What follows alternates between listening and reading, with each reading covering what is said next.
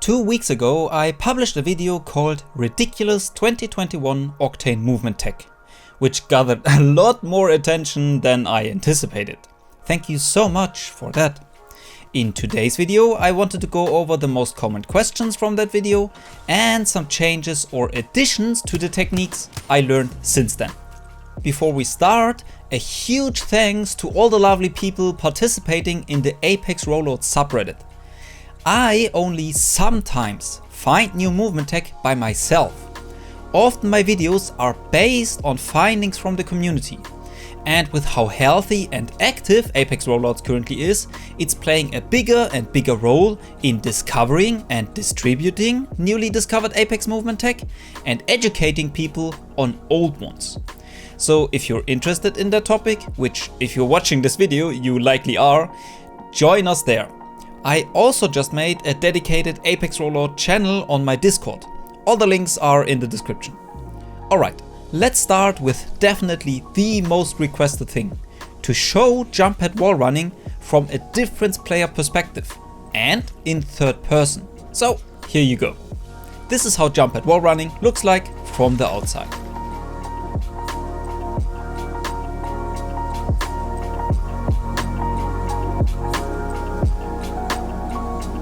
And here's wall running in third person.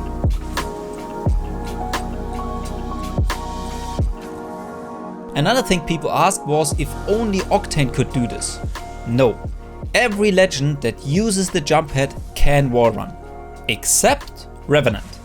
Because if it comes to wall movement tech, he always seems to be the outlier. Speaking of these techniques not being limited to certain aspects, everything I showed in the original video is possible on controller. That includes wall running, ceiling surfing, and the melee instant direction change. I have to say I'm getting a bit tired of some, not all, but some console players complaining about the mouse and keyboard movement, please no crossplay, as soon as they see advanced movement they have never seen before.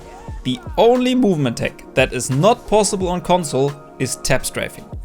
Literally everything else works on console. Grapple slingshotting, Jumppad wall running, momentum shifts, wall bounces, air strafing, and many more. Playing on mouse and keyboard does not mean that these techniques just fall into our laps. Yes, some things are easier.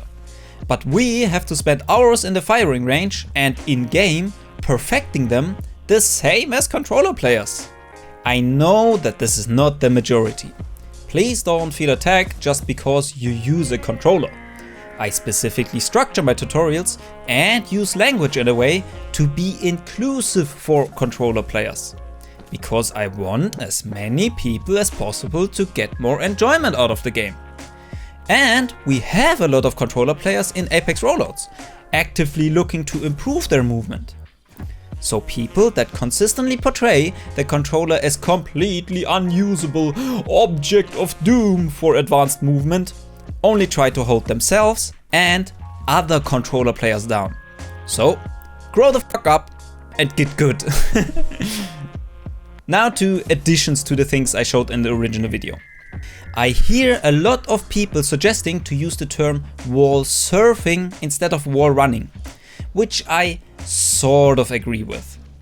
Because the term wall running is much more established in Apex, and the backwards forward input mirror I'm gonna explain in a second reminds me of Titanfall and in extent Shadowfall wall running, I'm still gonna refer to it as Jumppad wall running.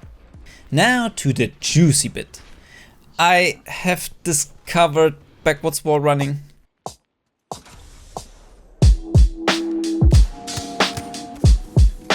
Which also lets you use abilities, grenades, and your weapon while wall running?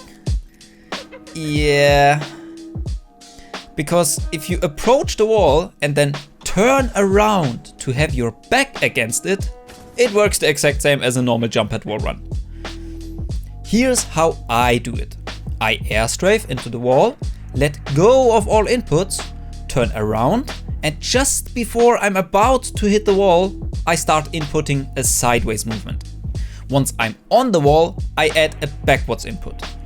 This means the sideways inputs are in the same direction as you would do in a forward Jumppad wall run, with the additional backwards input being the mirror to the forward input for the forward wall run.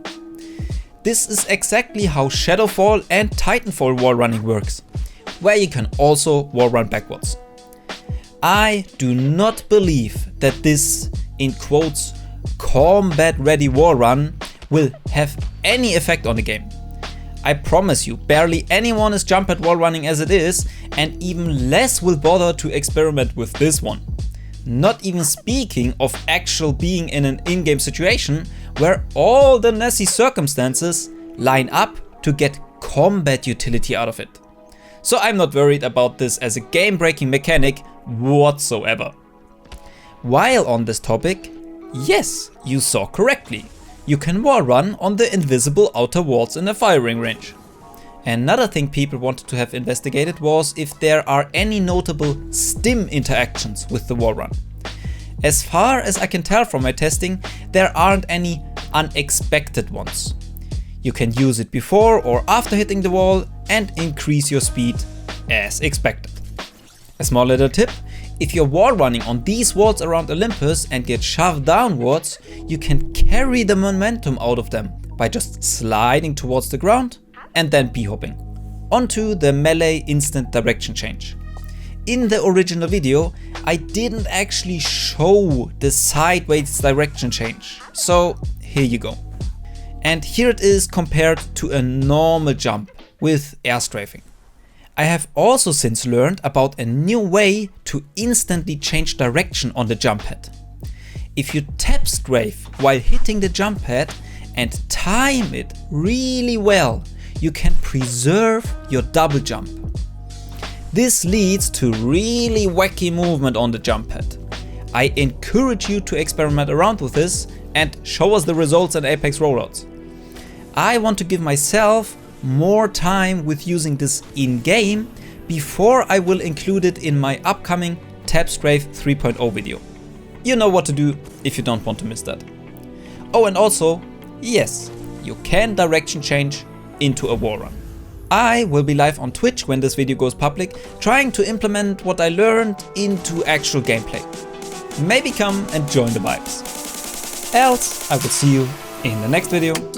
Bye!